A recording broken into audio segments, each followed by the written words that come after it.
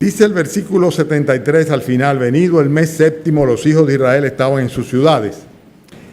Y se juntó todo el pueblo como un solo hombre en la plaza que está delante de las puertas de las aguas, y dijeron a Esdras el escriba que trajese el libro de la ley de Moisés, la cual Jehová había dado a Israel. Estamos en Nehemías 8, versículo 2. Y el sacerdote Esdras trajo la ley delante de la congregación, así de hombres como de mujeres, y de todos los que podían entender, el primer día del mes séptimo. Y leyó en el libro delante de la plaza, que está delante de la puerta de las aguas, desde el alba hasta el mediodía, en presencia de hombres y de mujeres y de todos los que podían entender. Y los oídos de todo el pueblo estaban atentos al libro de la ley. Y el escriba Esdras estaba sobre un púlpito de madera que habían hecho para ello, y junto a él estaban Matatías, Sema, Anías, Urías, Hilcías y Maasías a su mano derecha, y a su mano izquierda Pedaías, Misael, Malquías, Hasún, Hasbana, Azaría y Mesulán. Abrió pues Esdras el libro a ojos de todo el pueblo, porque estaba más alto que todo el pueblo, y cuando lo abrió, todo el pueblo estuvo atento. Bendijo entonces Esdras a Jehová, Dios grande, y todo el pueblo respondió: amén, amén, alzando sus manos, y se humillaron y adoraron a Jehová inclinados a tierra. Y los levitas Jesúas, Bani, Serebías, Hasbín, Acub, Sabetai, Jodías, Maasías, Gelitas, Arías, Josabet, Anán y Pelaías hacían entender al pueblo la ley, y el pueblo estaba atento en su lugar. Y leían en el libro de la ley de Dios claramente, y ponían el sentido de modo que entendiesen la lectura. Y Nehemías el gobernador y el sacerdote Esdras escriba y los levitas que hacían entender al pueblo dijeron a todo el pueblo: día santo es a Jehová nuestro Dios, no os entristezcáis ni lloréis, porque todo el pueblo lloraba oyendo las palabras de la ley. Luego les dijo: id, comed grosura y bebed vino dulce, y enviad porciones a los que no tienen nada preparado, porque día santo es a nuestro Señor. No os entristezcáis, porque el gozo de Jehová es vuestra fuerza. Los levitas pues hacían callar a todo el pueblo, diciendo: callad, porque es día santo, y no os entristezcáis. Y todo el pueblo se fue a comer y a beber y a obsequiar porciones y a gozar de grande alegría, porque habían entendido las palabras que les habían enseñado. Al día siguiente se reunieron los cabezas de familia de todo el pueblo, sacerdotes y levitas, a Esdras el escriba, para entender las palabras de la ley. Y hallaron escrito en la ley de Jehová, que Jehová había mandado por mano de Moisés que habitasen los hijos de Israel en tabernáculos en la fiesta solemne en el mes séptimo. Y que hiciesen saber y pasasen pregón por todas sus ciudades y por Jerusalén, diciendo: salid al monte y traed ramas de olivo silvestre, de arrayán, de palmeras, de todo árbol frondoso, para hacer tabernáculos, como está escrito. Salió pues el pueblo y trajeron ramas, se hicieron tabernáculos, cada uno sobre su terrado, sobre sus patios, en los patios de la casa de Dios, en la plaza de la puerta de las aguas y en la plaza de la puerta de Efraín. Y toda la congregación que volvía de la cautividad hizo tabernáculos, y en tabernáculos habitó, porque desde los días de Josué, hijo de Nun, hasta aquel día, no habían hecho así los hijos de Israel. Y hubo alegría muy grande. Y leyó Esdras en el libro de la ley de Dios cada día, desde el primer día hasta el último. E hicieron la fiesta solemne por 7 días, y el octavo día fue de solemne asamblea, según el rito. Hermanos, como hemos visto las semanas anteriores, en medio de acechanzas y peligros, finalmente habían podido ser erigidos las murallas, los muros de Jerusalén. Por un lado estaba Sanbalat con Tobías en la parte norte, hacia el sur todos los árabes con Gesén al frente. Después estaban los de Asdod hacia el oeste y los amonitas hacia el este. Por todos lados trataron ellos, los enemigos de Israel, de acosarle y evitar que ellos pudieran reconstruir y fortificar de nuevo la ciudad. Pero sin embargo Dios lo permitió. El Señor permitió que pudiesen llevar a cabo su misión, y terminaron reconstruyendo la ciudad, no sin que hubiese una serie de problemas adicionales. El hecho, por ejemplo, de que algunos de ellos habían establecido matrimonio con paganos, y por eso hubo que poner la casa en orden, y tuvo que ser el pueblo confrontado, al punto tal de que tuvieron que decidir despachar a aquellas mujeres paganas con las cuales convivían. Posteriormente hubo una división interna también. Hubo una división interna por el hecho de que todos estaban ocupados en edificar, no estaban produciendo. Además de eso había habido una gran hambruna y en consecuencia muchos habían llegado inclusive a tener que empeñar, por decir así, o alquilar como siervos a sus propios hijos. Y no tenían manera alguna de poder rescatarlos, comprarlos para atrás. Y esta situación hizo que algunos usaran, por así decirlo, se aprovecharan de la situación y usureramente sacaran ventaja de ello. Nehemías tuvo que amonestarles y poner el ejemplo él mismo. Él mismo a los que le habían pedido prestado a él le había dicho que no le pagaran más y había exhortado a los demás a que liberaran de las deudas al resto de sus hermanos. Y lo hicieron también.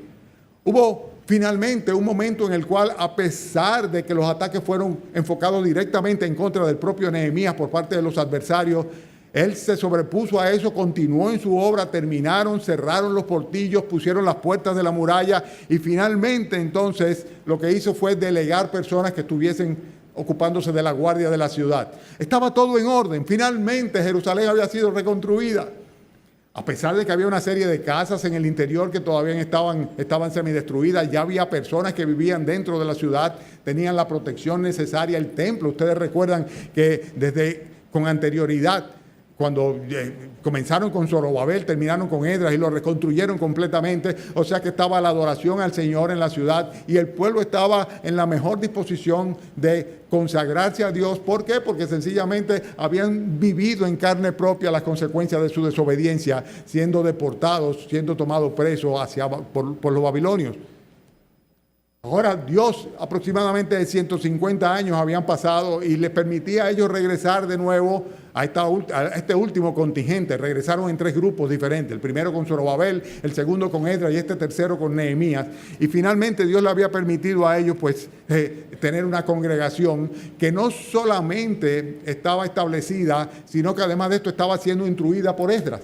El propósito del regreso de Esdras con el segundo contingente de retornados, por decirle así, de repatriados, fue con el propósito precisamente de llevar de nuevo al pueblo a la adoración a Dios a través de la enseñanza de las Escrituras. Esdras tenía una misión espiritual fundamentalmente. Nehemías viene como gobernador para precisamente ordenar el pueblo y dirigirlo con el propósito de terminar la obra de fortificación de la ciudad. Pero ahora estábamos en un momento muy particular. Estamos en un momento en el cual tenemos una congregación que ha sido guardada por el Señor, preservada por el Señor, ordenada por el Señor, organizada, ¿verdad? A través del liderazgo que tenía, un liderazgo reconocido. Y entonces ahora venía el momento en el cual Dios habría de derramar la mayor de las bendiciones sobre el pueblo. Sin lugar a duda que esta era una congregación bendecida. Ojalá nosotros como iglesias fuésemos bendecidos por parte de Dios en la manera que hemos leído en esta mañana, en este capítulo 8 de Nehemías, que el Señor bendijo a esta congregación. Porque la primera característica de una congregación bendecida es el hecho que hay una manifestación clara de unidad en los propósitos y en las intenciones. Lo que nosotros vemos aquí en el primer versículo es que dice que se juntó ¿qué parte del pueblo? Dice el primer versículo. Dice, ¿se juntó qué parte del pueblo? Dice todo el pueblo. Y fíjense la expresión, qué hermosa, todo el pueblo como un solo hombre. En otras palabras, tenían un mismo sentir, un mismo corazón, una misma mente, un mismo pensamiento, era un solo hombre. Y estos se agruparon como un solo hombre para una sola cosa. ¿Y cuál era el motivo de que se agruparan, de que se juntara todo el pueblo como un solo hombre? Dice, para escuchar la palabra de Dios, para oír la palabra de Dios, lo dice el mismo versículo. Dice que le dijeron a Esdras, el escriba, que trajese el libro de la ley, la cual Jehová había dado a Israel. Entonces, hay una unidad de propósito. Una congregación bendecida por Dios. Nuestra congregación, si quiere ser bendecida por Dios, tiene que tener como una prioridad, sin lugar a duda, tener un mismo sentir en cuanto a cuál es nuestra prioridad, que es precisamente exaltar al Señor a través de la exposición de su palabra. Y la unidad de propósito estaba aquí fundamentalmente en el hecho de oír, entender, comprender, alimentarse de la palabra de Dios. Por eso el reclamo fue general.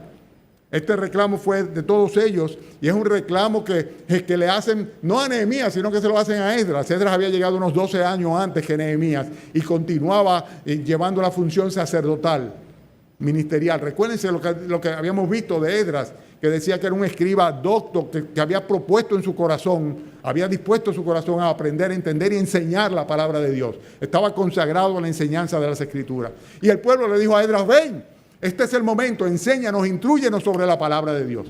Cada uno tenía un interés personal en aprender la palabra de Dios. Era sin lugar a duda un momento en el cual Dios estaba derramando gracia y misericordias. Fíjense entonces que esta congregación se expone a la palabra de Dios. Y expone la palabra de Dios no solamente a un sector de ella, sino a la totalidad de ellos. En el versículo 2 dice que el sacerdote Esdras trajo la ley delante de una parte de la congregación, dice delante de la congregación en general, dice tanto de hombres como de mujeres y de todos los que podían entender. Trajo toda la palabra de Dios, toda la ley de Dios, la trajo sin ningún tipo de segregación, ni de género, ni tampoco social, o sea, fueran ricos, fueran pobres, fueran hombres, fueran mujeres, dice, así de hombres como de mujeres, y con un criterio cuya única selección consistía en el hecho de que la persona tuviera la capacidad de entender. Lo que se entiende claramente que se trataba de ¿qué? No de bebé, no de niñitos pequeños, pero de todo aquel que tuviese la capacidad de entender la palabra de Dios. Nosotros hemos tenido aquí un dilema durante mucho tiempo en cuál es la edad apropiada para que los niños se queden en sus clases o vengan aquí al culto. Y yo digo que hay un doble propósito en que los niños lo más pequeños posible puedan estar aquí en el templo.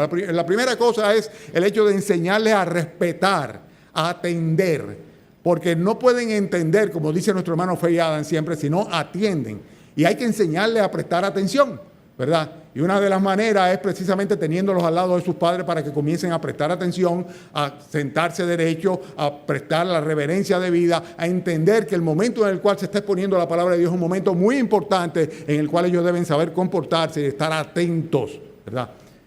Ahora, es importante que puedan entender. O sea, que hay una edad en la cual realmente nosotros entendemos que el nivel de la enseñanza que se da en las aulas se ajusta a las edades de los niños, sin embargo, el que se da desde el púlpito es general para toda la congregación y muchas veces no es posible del todo el poder entenderlo, lo que se está predicando desde el púlpito.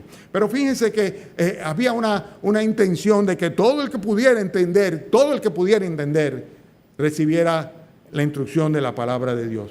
En una congregación bendecida se expone la palabra de Dios y se expone la palabra de Dios a todos, se expone la palabra de Dios a todo nivel. O sea que nosotros procuramos que de los más chiquititos hasta los mayores, sea en el templo, en el momento de la predicación, sea en las aulas, de escuela dominical, pues aprendan a entender al nivel de su capacidad, hasta donde puedan entender las enseñanzas de la palabra de Dios.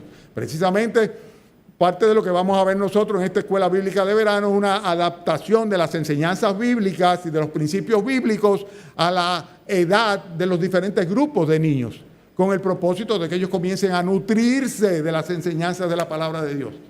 Y esta es una de las misiones fundamentales de la iglesia. Una iglesia bendecida es una iglesia donde toda la congregación está expuesta a la palabra de Dios. No solamente los viejos, los adultos, los grandes, los jóvenes, todos, incluyendo los más chiquititos, todo el mundo, sin ningún tipo de excepción. A mí me da muchísima pena que históricamente escucho la queja de los profesores, y yo fui primeramente profesor de escuela dominical. Cuando yo me convertí, mi primer ministerio fue ser profesor de escuela dominical de adultos. En lo primero que trabajé fue en eso. Daba estudios bíblicos, ¿verdad? Y al mismo tiempo era profesor de escuela dominical de adultos. Y yo sé el trabajo y el esfuerzo y la dedicación y el tiempo de oración que dedica un profesor para dar una clase. Es mucho, muchas veces mucho más que la que necesita el pastor para predicar. Y qué triste es oír la queja histórica, porque es histórica, o sea, siempre la ha habido, de que los padres no traen a los hijos para que escuchen, para que sean instruidos en la palabra de Dios en la escuela dominical.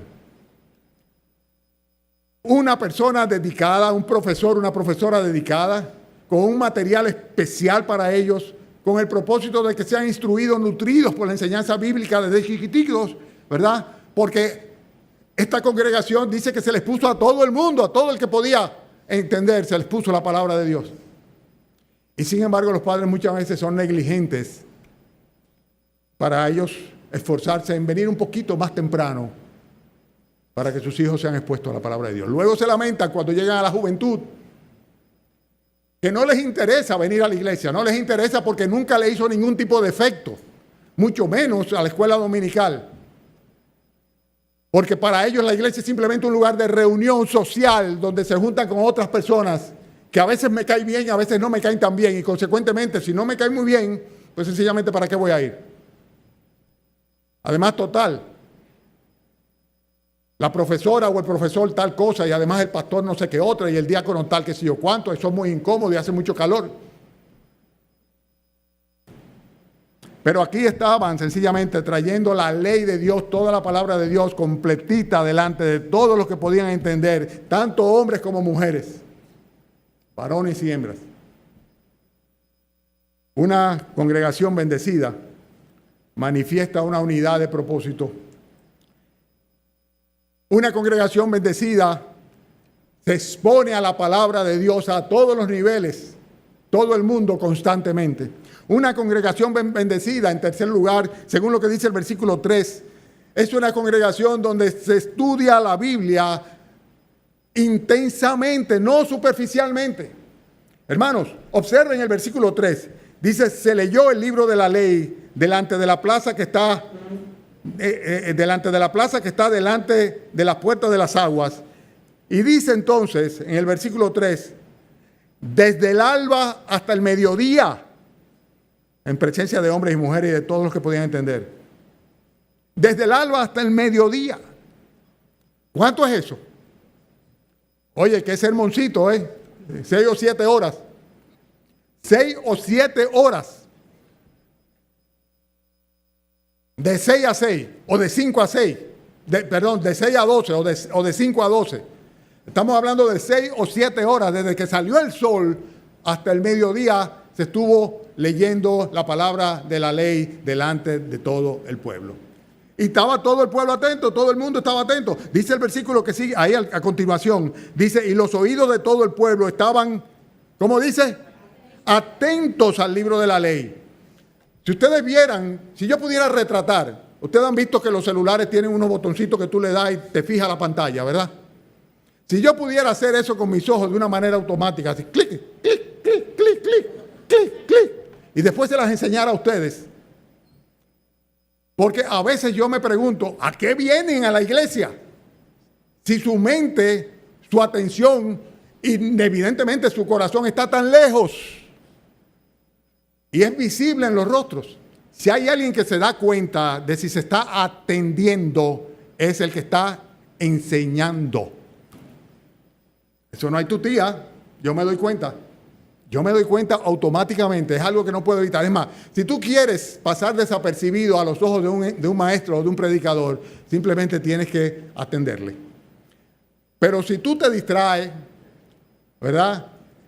Algo pasa, yo no sé qué, que hace que la vista se dirija directamente hacia allá. Y si se te ocurre, como hacen algunos de una manera descarada,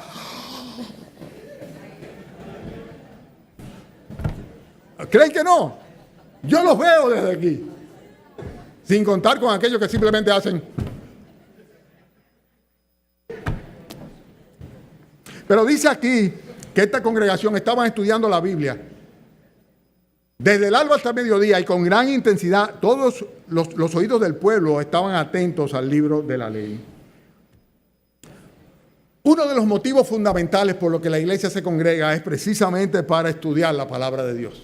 Es para eso. En Hechos capítulo 2, los versículos que van del 41 al 42, dice lo siguiente. Así, está hablando de la iglesia primitiva en Jerusalén, los que recibieron su palabra fueron bautizados y se añadieron aquel día como 3,000 personas. Y perseveraban en la doctrina de los apóstoles. Ese es el estudio del Nuevo Testamento, las enseñanzas apostólicas. Dice, en la comunión de unos con otros, en el partimiento del pan y en las oraciones. Y en Hechos capítulo 6 llega un momento en el cual necesitan buscar diáconos. Necesitan buscar diáconos porque sencillamente los apóstoles tenían que seguir ocupados en enseñar la palabra de Dios. Buscad pues, hermanos, entre vosotros 7 varones de buen testimonio, llenos del Espíritu Santo y de sabiduría, a quienes encarguemos del trabajo de atender a las mesas, dice, Y nosotros, dicen los apóstoles, persistiremos en la oración y en el ministerio de la palabra, en instruir en la palabra de Dios. Porque es prioritario, es fundamental.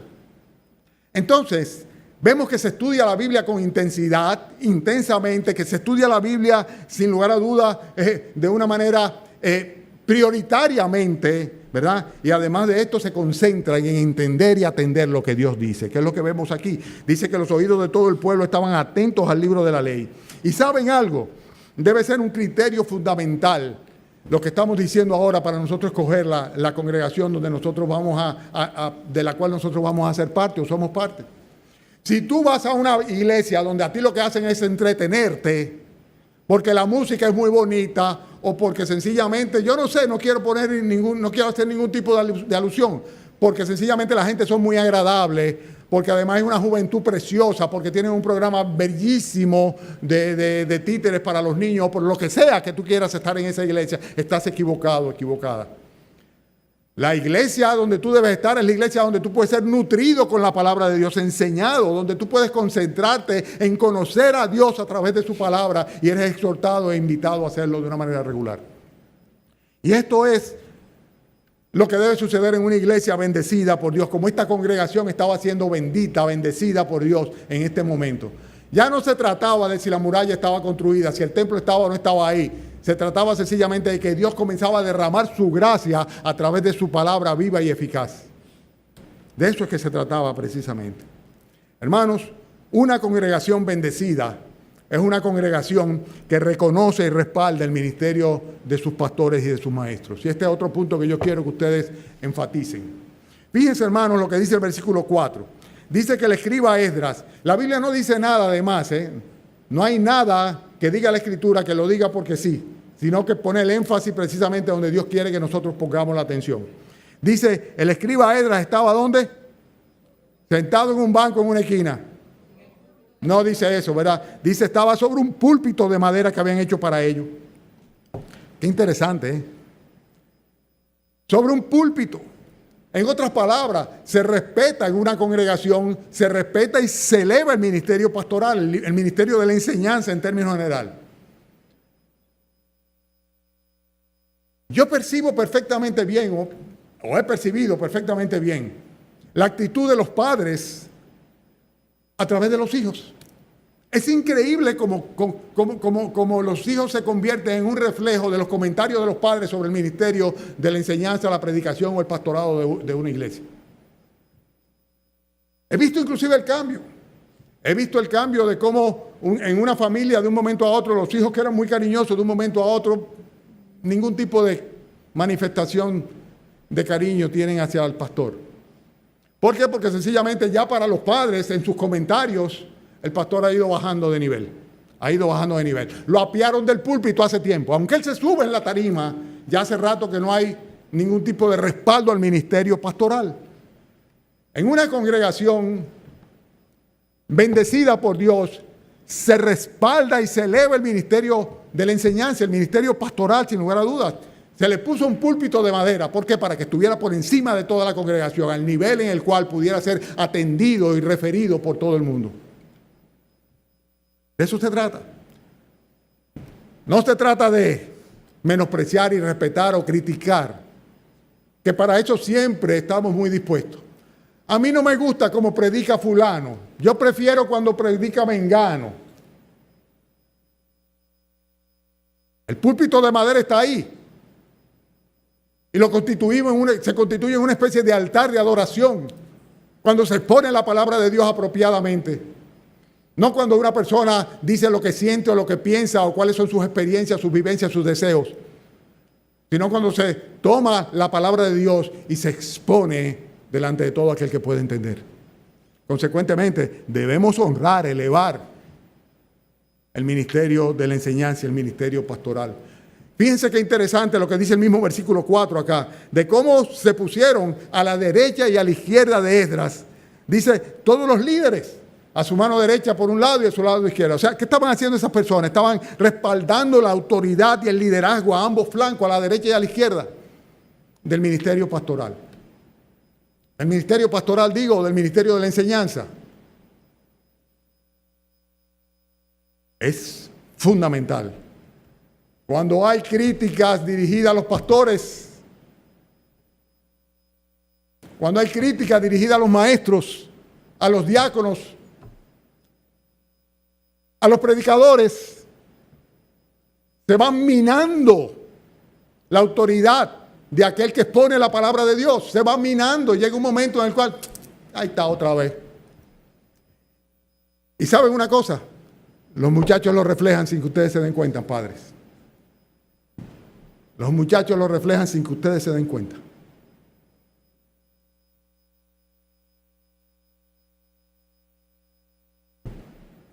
Esta congregación reconocía y respetaba el ministerio de sus maestros, de sus pastores. Dice el versículo 5, que abrió pues Esdras el libro a los ojos de todo el pueblo, porque estaba más alto que todo el pueblo. Y cuando lo abrió, todo el pueblo bostezó.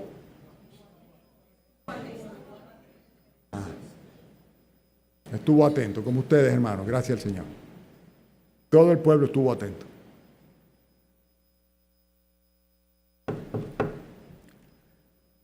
Estamos hablando de reverencia. Estamos hablando de una actitud reverente y expectante. Yo no sé tú, pero yo tengo, ¿cuántos años? 40 años ya que me convertí. Y créanme, hermanos, cada vez que yo me siento ahí y hay otra persona aquí, yo le digo, Señor, habla a mi corazón. Señor, habla a mi corazón. Señor, habla a mi corazón. Yo vengo, y yo no vengo porque vengo. No porque si no vengo voy a perder el empleo. Yo vengo porque vengo a buscar de Dios. Y saben una cosa, ustedes no se imaginan la cantidad de veces que cuando me acerco a los hermanos les digo, me fue de gran bendición la enseñanza. Lo estoy diciendo de todo corazón porque me fue de gran bendición la enseñanza.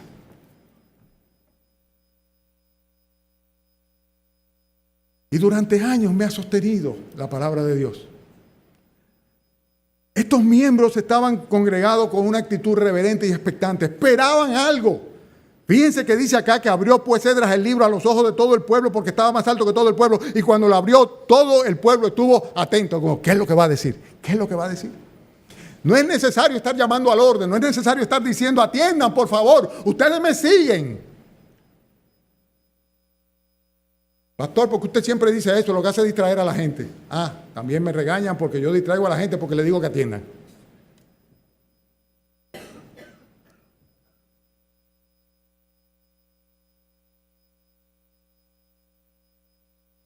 Con los años uno ha aprendido tantos artilugios para poder mantener la atención. Cuando realmente no deberíamos esforzarnos, porque la atención la debe tener la palabra de Dios. Es la palabra de Dios.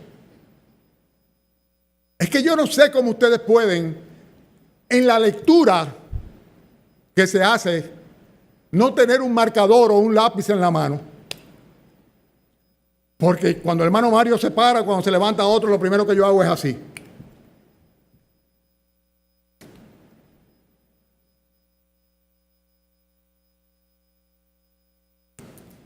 Hermanos, ustedes saben que yo no miento. No les estoy mintiendo, ni les estoy exagerando, ni estoy tratando de ponerme como ejemplo. Estoy simplemente comunicándoles que es imprescindible que nosotros tengamos una expectativa cuando venimos a exponernos a la palabra de Dios. Estaba todo el pueblo atento, estaban pendientes a ver qué era lo que se iba a decir, qué era lo que la Biblia iba a decir. Si tú vienes aquí un domingo en la mañana sin ninguna expectativa, si tú vienes un domingo en la noche, un miércoles, cuando fuera, sin ninguna expectativa, te vas a ir absolutamente vacío, completamente vacía. No te vas a llevar nada, ni una nota al margen de tu Biblia, ni una mancha amarilla sobre un texto. Nada te vas a llevar, nada. Y sobre todo si utilizas esta desgracia. Y dale, y dale. Un día, perdónenme, hoy es el día de que ustedes sean pacientes conmigo. Pero debo decirles la verdad. Esta congregación tenía una actitud irreverente. Dice que cuando la abrió todo el pueblo estuvo atento. Versículo 6, y bendijo entonces Esdras a Jehová, Dios grande, y a todo el pueblo respondió, amén, amén, alzando sus manos, y se humillaron y adoraron a Jehová, inclinándose a tierra. En una congregación como esta, que Dios estaba derramando ricas bendiciones sobre ella, se evidencia un espíritu de adoración y de dependencia divina. Miren lo que viene ahí. Óyeme, dice amén, amén, alzaron sus manos, se humillaron, adoraron. Hermanos, el espíritu de adoración es la clave, el centro de nuestros cultos. La gente no entiende que nosotros nos congregamos para rendir culto a Dios. Eso es lo fundamental. Y para eso nosotros oramos, alabamos y estudiamos su palabra, dándole la importancia para obedecer lo que Él dice. Así rendimos culto a Dios. No inventen otra fórmula porque no la hay. Y ese es el motivo. Traemos nuestras ofrendas para rendir culto a Dios. No hay otra razón para congregarse que no sea esa. Ese es el motivo, la razón de ser de la iglesia. No, que para predicar el evangelio, para que la gente se convierta. No, hermanos, no. El evangelio se vaya afuera a predicarle a los inconversos. Aquí, si bien recibimos gustosos a aquellos que vienen y se acercan, aquí venimos a honrar a Dios, a adorar a Dios. Y fíjense qué bonito como lo hacían ellos. Dice que se exalta y se adora al Señor. Bendijo entonces Esdras a Jehová, Dios grande. Y el pueblo dijo amén, amén, alzando sus manos, y se humillaron y adoraron inclinados a la tierra. O sea, esta actitud de adoración se refleja hacia afuera y es predominante. Es predominante.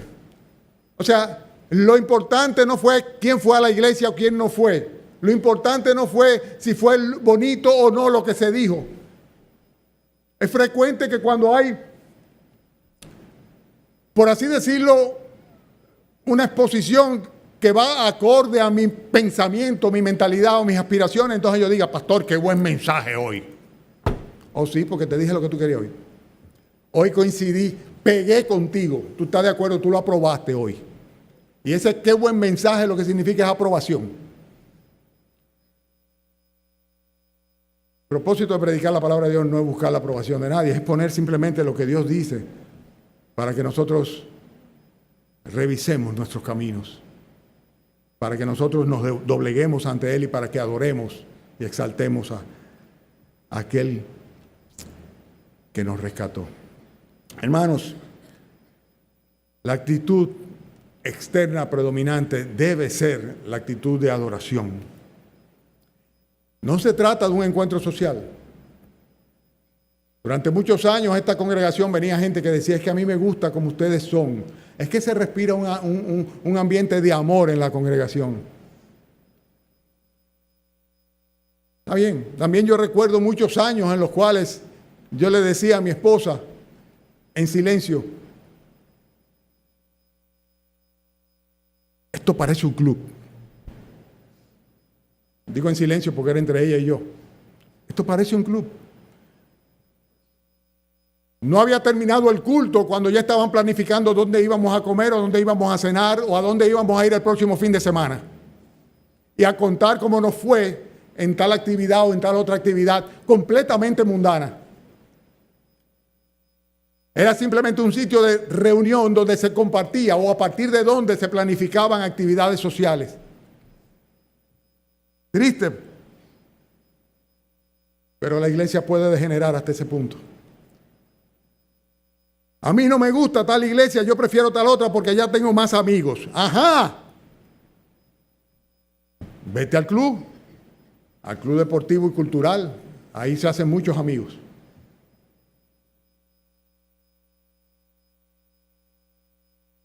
Una congregación bendecida hace énfasis en enseñar y explicar la palabra de Dios. Versículo 7. Los levitas Jesús, Abani, Serebías, Jazmín, Jacut, Sabetai, Jodías, Maasías, Kelita, Sarías, Josabet, Anán, Pelaía, que dice, hacían entender. Y el pueblo estaba atento en su lugar. Se aseguraban de que todos entendieran. Se aseguraban. ¿Cuántos de ustedes conocen el plan de salvación? Levanten la mano. Bajen sus manos. Hay algunos que sinceramente reconocen que no conocen el plan de salvación, no entienden el plan de salvación. Se aseguraban de que todos entendieran. En otras palabras, había una preocupación porque nadie se quedara en babia. Había una preocupación seria en esto. Y es muy frecuente, hermanos, que los mismos creyentes, en lugar de reforzar la enseñanza que se da desde el púlpito de madera, lo que hacen es que difuminan la enseñanza con sus comentarios y sus actitudes luego que se termina la predicación. Estos hermanos estaban empeñados no solamente en exponer la palabra de Dios, sino que la entendieran. O sea que yo me imagino que se acercaban el uno al otro y decían, ¿tú entendiste lo que dice ahí? Mira, lo que estaba explicando significa que el Señor Jesucristo tuvo que encarnarse porque nosotros por nosotros mismos no podíamos ser salvos, porque ningún ser humano puede justificarse delante de Dios. Y como nosotros no podíamos pagar por nuestras propias culpas, Él tuvo que hacerse hombre y morir en la cruz para pagar por las culpas mías. O sea, había un afán, un empeño en que todo el mundo entendiera. Hacían entender al pueblo la ley y el pueblo estaba atento en su lugar. No era simplemente exponerla, sino que había un empeño particular en esto. ¿Cuántas veces, luego de una predicación que toca tu corazón, viene algún hermano o hermana imprudente con un comentario completamente fuera de lugar? En lugar de acercarte a ti, o acercarse a ti y decirte, ¿entendiste lo que dijo el pastor cuando explicaba tal versículo?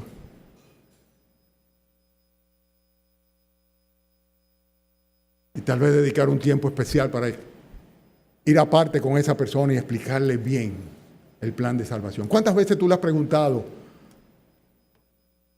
algunos de los que el Señor trae acá a su iglesia como invitados, si tienen a Cristo en su corazón, si se han convertido a Él de todo corazón, si han entendido el plan de salvación? ¿Cuántas veces te has ocupado de reforzar la enseñanza en lugar de difuminarla, nebulizarla? Hermanos, estamos hablando de una congregación bendecida, la congregación de Judá en la ciudad de Jerusalén. Desde el alba hasta el mediodía, ¿ya se cansaron? Desde el alba hasta el mediodía, 7 horas. No creo que yo llegue tanto hoy, pero voy a resumir un poquito, porque nos vamos acercando al final. Esta congregación manifiesta una unidad de propósito y de intenciones. Todo el pueblo se juntó como un solo hombre y le dijeron, trae la escritura, enséñanos. Expone la palabra de Dios a todo el mundo, cual que sea su género, cual que sea su edad, con tal de que pueda entender, le vamos a enseñar. Estudia con intensidad, no superficialmente, desde el alba hasta el mediodía, y concentra su atención. Todo el pueblo estaba atento. Cada quien quería aprovechar la oportunidad. Esta congregación, la congregación de Judá, reconoce, respalda el ministerio pastoral o el ministerio de la enseñanza. En este caso se trataba de Esdras. Hoy día se trata de pastores y maestros que el Señor ha puesto para enseñar a la congregación. Sus miembros tienen una actitud irreverente y expectante, y esto es importante, vuelvo y lo reitero, estaban pendientes a qué era lo que se iba a decir para ver qué tenía que ver conmigo, lo que se va a enseñar. Evidenciaba un espíritu de adoración y de dependencia divina. Y además de esto, hacía énfasis en explicar de manera que todo el mundo entendiera. Hermana Rosario Andújar, ¿dónde estás? Ya tenemos todos los maestros de la escuela bíblica de verano. Amén. Óyeme, deberíamos de ponernos en fila y pedirle, hermana, mira, voy a ver si tú me das un chance porque yo quiero ser maestro, yo quiero ser maestra, yo quiero enseñar.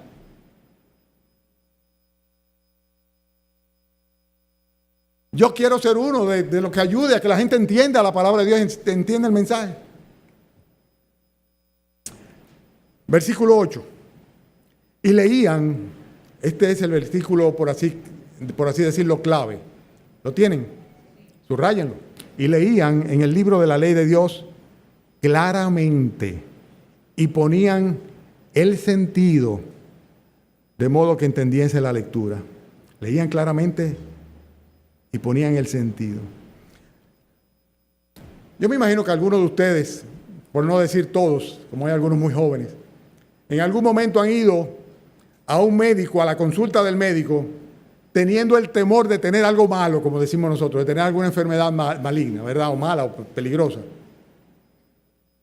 Y cuando el médico comienza a hablar, mira, están las antenitas de vinil paraditas y las orejotas así expuestas para adelante. No queremos que se nos pierda una palabra. De hecho, yo siempre le digo a mi esposa que cuando se va al médico hay que ir acompañado para que lo que no capte una persona lo capte la otra. Y si es posible, llevar preguntas escritas y si es posible, anotar todo lo que diga.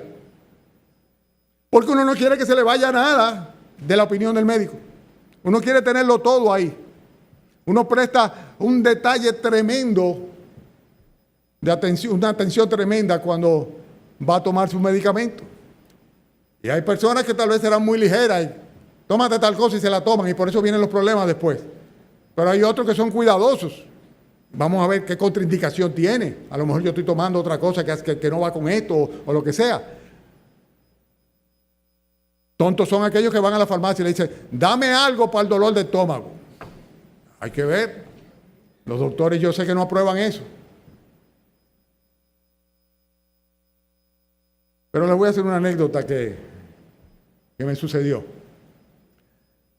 Vengo creo que era de Montevideo, Uruguay.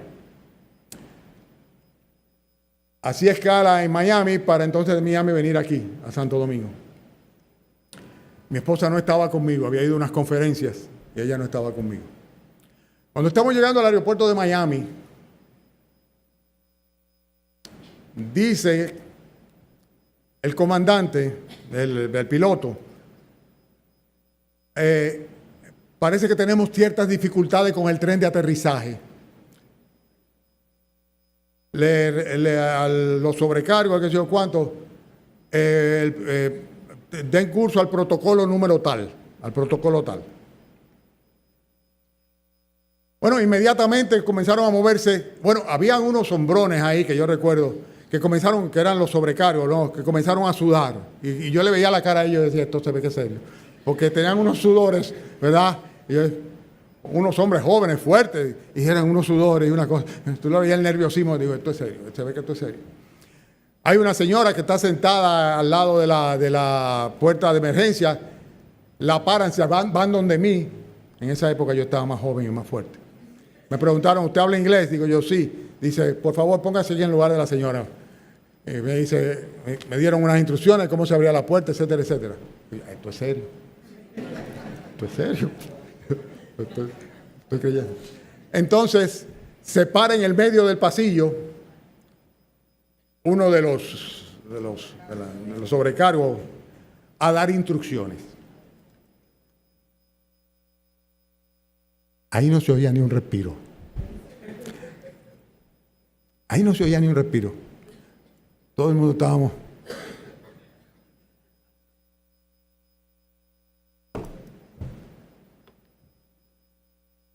Y leían claramente y ponían el sentido de modo que entendiesen la lectura. ¿Cuántas veces han estado ustedes en un avión y comienzan que el cinturón se pone de tal sitio, que el salvavidas está debajo de su asiento?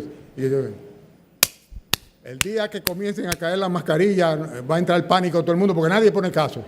Y nadie va a saber dónde es que estaba, si es la mascarilla que va a caer de arriba, o si lo que va a caer es el salvavidas de arriba, o si que hay que abrir la puerta antes de que llegue, o si el trampolín. Pero ese día estábamos atentos todos. Hermanos, Cuando tú lees la palabra de Dios, cuando tú escuchas la palabra de Dios, cuando tú escuchas las predicaciones, ¿tú la entiendes? O sea, ¿tú la entiendes?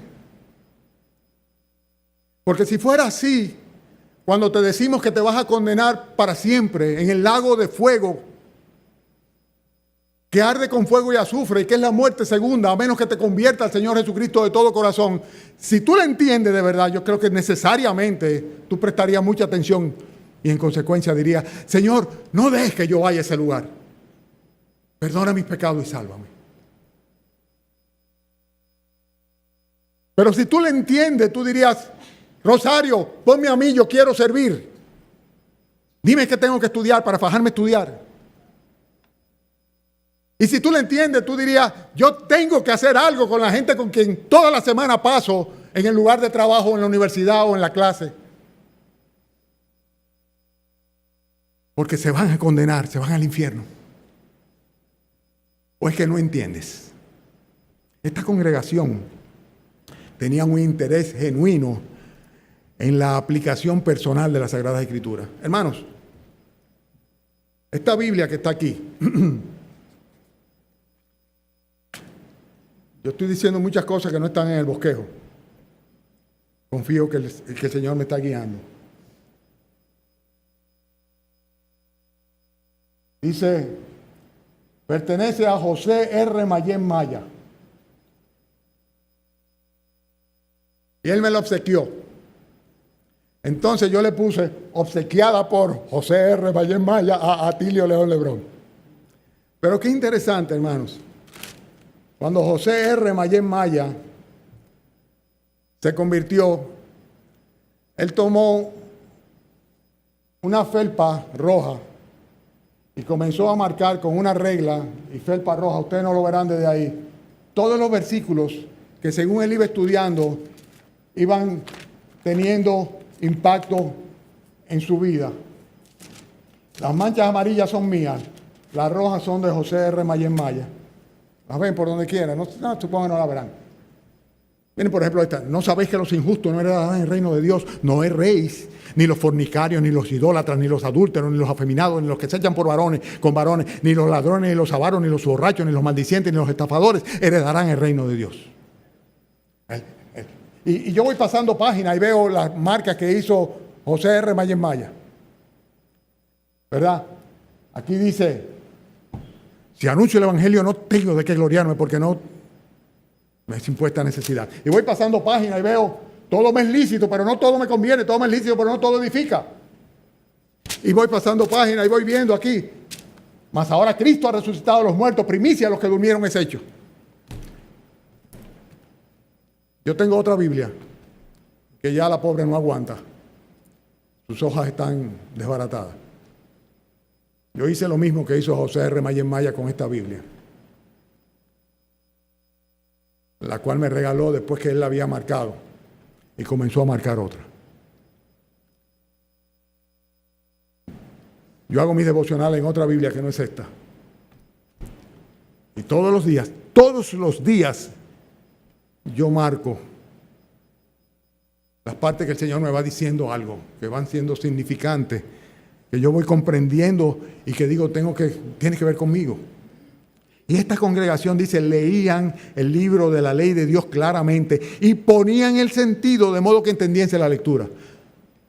Yo estoy seguro que a cada uno de ustedes tiene que haberle pasado, como me ha pasado a mí también, que comenzamos a leer y cuando viene a ver la mente está tan lejos y pasamos 3 capítulos y decimos, ¿qué fue lo que yo leí? Y tengo que echar para atrás de nuevo, ¿verdad que sí? Porque podemos leer sin poner el sentido para entender la Escritura. Y podemos escuchar sin poner la atención como para sentirnos aludidos por ella. Sin querer sacarle el provecho personal que tiene la palabra de Dios, que es lo que nos va a sostener en el momento de la prueba, que es lo que nos va a conducir a este reino celestial, que es lo que nos va a permitir ser útiles para los propósitos de Dios, que es lo que nos va a conceder el privilegio de ayudar a otros, no con mi opinión, sino con el consejo de Dios.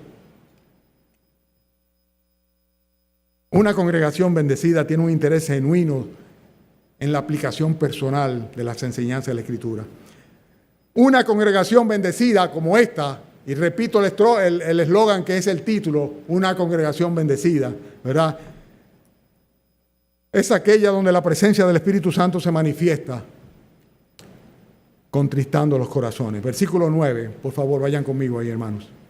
Y Nehemías el gobernador y el sacerdote Esdras escriba y los levitas que hacían entender al pueblo dijeron a todo el pueblo: día santo es a Jehová nuestro Dios. No os entristezcáis ni lloréis, porque todo el pueblo lloraba oyendo las palabras de la ley. Ahí había una manifestación del poder del Espíritu Santo enorme. No se caía nadie al piso, ni nadie brincaba, ni nadie bailaba, sino simplemente las lágrimas comenzaban a salir del rostro. Porque comprendían entonces la razón de su cautiverio y la misericordia de Dios que le había permitido de nuevo volver a ser nación. Jerusalén estaba reedificada. Judá volvía a ser pueblo de donde saldría y vendría el Mesías prometido.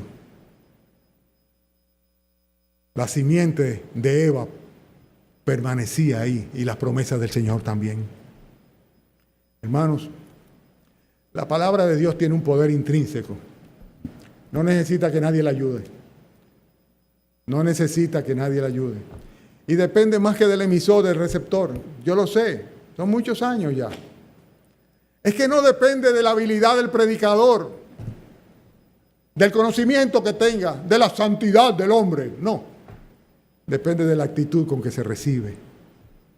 Y estos hermanos de esta congregación, la congregación de Jerusalén, fueron tocados por el Espíritu Santo, comenzaron a llorar, a derramar sus lágrimas y tenían que decirle: no se entristezcan, no lloren.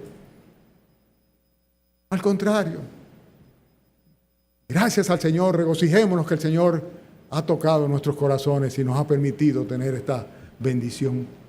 En otras palabras, debe ser el efecto natural de la exposición de la palabra de Dios,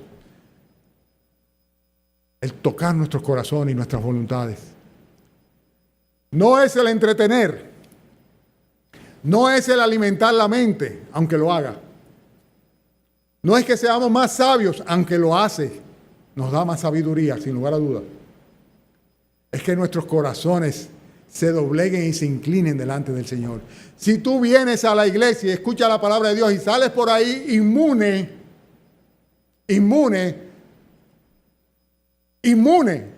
significa que no te hizo absolutamente nada.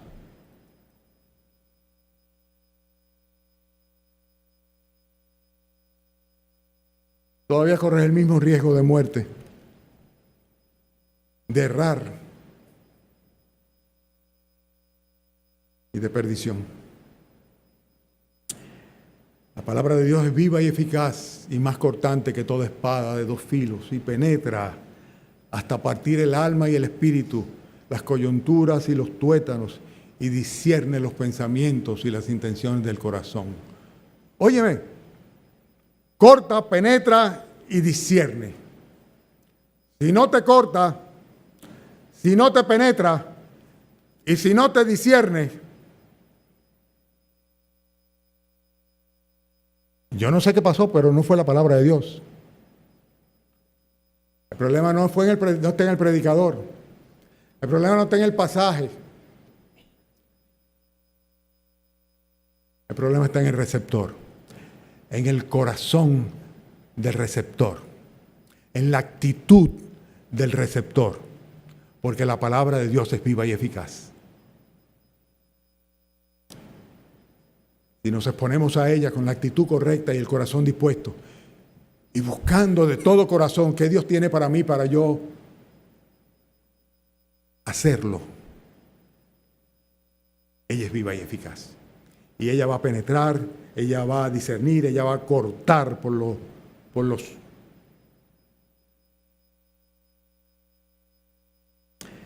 Concluyo, hermanos. Esta congregación donde el Espíritu Santo se manifiesta, que es una congregación bendecida, va a terminar siendo una congregación llena de aliento y de confianza, de gozo espiritual, de una gran manifestación de amor y confraternidad, de alegría y de gozo por haber comprendido la instrucción bíblica y va a estar dispuesta a seguir aprendiendo y poniendo por obra la enseñanza de la palabra de Dios. ¿Quieren ver dónde dice eso? ¿Lo quieren ver? ¿Todavía tienen su atención? ¿Sí? Desde el alba hasta el amanecer. Okay. Vamos a ver dónde lo dice. Versículo 10. Luego les dijo: id, comed grosura, bebed vino dulce y enviad porciones a los que no tienen nada preparado, porque día santo es a Jehová. ¿Y qué dice luego? Dice: no os entristezcáis, porque el gozo del Señor es vuestra fuerza. Lo primero que viene entonces es un gran aliento y una gran confianza. Dice: id, dice, comed grosura, bebed vino, denle porciones a los que no tienen nada. Es una actitud de gozo, de alegría, de aliento, de confianza. No os entristezcáis, al contrario, Dios ha llegado a tu corazón. Es lo mismo que le digo a una persona cuando comienza a llorar por la carga de su pecado y recibe a Jesucristo, y le pregunto: ¿quieres invitar a Cristo a tu corazón? Y dice que sí, y oramos juntos, y luego yo veo que se disipa su rostro, y le digo: alégrate, porque ha sido hecho un hijo de Dios, un heredero del reino de los cielos. Entonces aquí vemos lo mismo. Esta congregación bendecida como consecuencia de la influencia poderosa del Espíritu Santo a través de su palabra, dice, resultó en una congregación en la cual debían alentarse y confortarse uno con otro. El gozo espiritual, fíjense cómo dice el versículo 10, dice, no os entristezcáis, porque el gozo de Jehová es vuestra fuerza. Después en el versículo 12 dice, el pueblo se fue a comer y a beber. ¿Y qué dice? Y a obsequiar porciones. O sea, fue una gran fiesta de amor y de confraternidad. No de división y de chisme y de aprovecharse el uno del otro y el disgusto, sino de comunión entera de toda la congregación. Alegría inclusive. Fíjense cómo dice el versículo 12. Y todo el pueblo se fue a comer y a beber, a obsequiar porciones y a gozar de grande alegría. Y dice, ¿por qué? ¿Por qué? Dice, porque habían entendido las palabras que se les había enseñado. Habían entendido. Alegría por haber podido comprender la instrucción de la palabra de Dios, la instrucción bíblica. Y todo esto viene y redunda en una disposición inmediata de seguir aprendiendo la palabra de Dios. En el versículo 13 dice: al día siguiente. ¿Lo tienen? Al día siguiente se reunieron las cabezas de familia de Titirimundachi, de todo el pueblo, sacerdotes y levitas, a Esdras el escriba. ¿Para qué? Dice, ¿para? O sea que dame más, Señor. Dame más. No, que entonces esperaron la semana que viene a la hora del culto. No. Al día siguiente estaban buscando. Quiero más, Señor. Quiero más, Señor. Quiero más de esto que me ha producido aliento, confianza, gozo espiritual, una manifestación de amor fraternal genuino, una disposición a dar, de esto que se constituye en nuestra fuerza. El gozo del Señor es vuestra fuerza. Esdras y Nehemías, hermanos, vivieron uno de los más grandes avivamientos que se registran en las Escrituras. Esto es lo que se llama un avivamiento. Ya Jerusalén había resurgido de sus ruinas, la nación había retornado a la adoración a Jehová, pero ahora sobre todo había sido grandemente bendecida por la visitación de Dios sobre todos y cada uno de los habitantes del Señor, y el gozo del Señor era su verdadera fortaleza. No las murallas, no los guardas que tenían, no el que tenían un templo restaurado, sino la obra del Señor en su corazón, fruto consecuente de escuchar, atender, aplicar o recibir y poner por obra la palabra de Dios. Para que esta congregación sea bendecida, como lo fue ella, es necesario que hagamos exactamente lo mismo. Yo no estoy diciendo para que esta congregación crezca en número. Para eso hay muchas cosas que se pueden hacer. Que los jóvenes vinieron toditos porque había una película. La iglesia no está para hacer películas. Que vamos a hacer un retiro de matrimonio. La iglesia no está para retiro de matrimonio.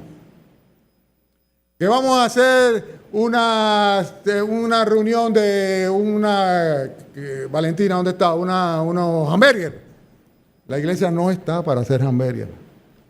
No hay nada de malo en que haga retiro de matrimonio, que comamos hamburgues. Bien, repartieron grosura, cada quien le dio al otro, etcétera. Pero como una consecuencia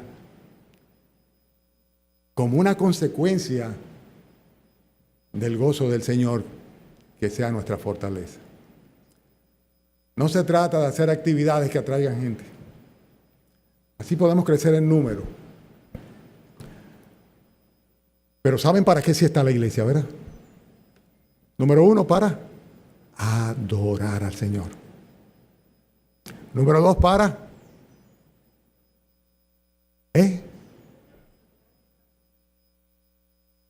instruir en la palabra de Dios. ¿De acuerdo? Y número 3, para. Señores, lo leímos. Y perseveraban en la doctrina de los apóstoles, en el partimiento del pan y en las oraciones. Para partimiento del pan es la adoración por excelencia al Señor, ¿verdad? Yo sé que algunos de ustedes tienen años que no celebran una Santa Cena. Fue lo que el Señor dejó para que le adoráramos. La Santa Cena. Las oraciones. El culto que más me gusta a mí de todos, el que vamos a ponerlo de la siguiente manera. El que yo, ¿cómo lo pongo? El que yo más disfruto, diría que es mentira si no digo que es el del domingo en la mañana. Ver a los hermanos, darle un beso, predicar. Pero el que más me gusta es el del miércoles. Yo creo que lo dije bien. El culto que más me gusta es el del miércoles, el que más disfruto es el del domingo en la mañana. Miércoles de oración.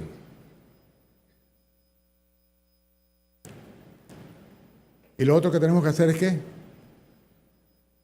Poner la palabra de Dios. Exponer la palabra de Dios. Aprender de la palabra de Dios. Hermanos, mi oración al Señor es que nos bendiga personalmente y como congregación. Que suceda todo esto que sucedió en Jerusalén, en la Jacinto Mañón número 18, del ensanche Paraíso. Esa es mi oración. Padre, oramos a ti, Señor, en esta mañana, dándote gracias, Padre, por este pasaje tan precioso, Señor. Tantas veces predicado, Señor. Y pocas veces aplicado, Señor, en la vida diaria de cada uno de nosotros. Oh, Señor, permite que desde el mayor hasta el menor, todo el que pueda entender, todo el que haya podido entender, Señor, acoja, aplique esta tu palabra en su corazón y que tu Santo Espíritu, Señor, sea quien le contriste o le alegre, haciendo una obra restauradora, vivificadora, Señor, revitalizadora y consagradora, Señor, en cada uno de nosotros. Te lo pedimos, Señor, con acción de gracias, en el nombre del Señor Jesucristo. Amén.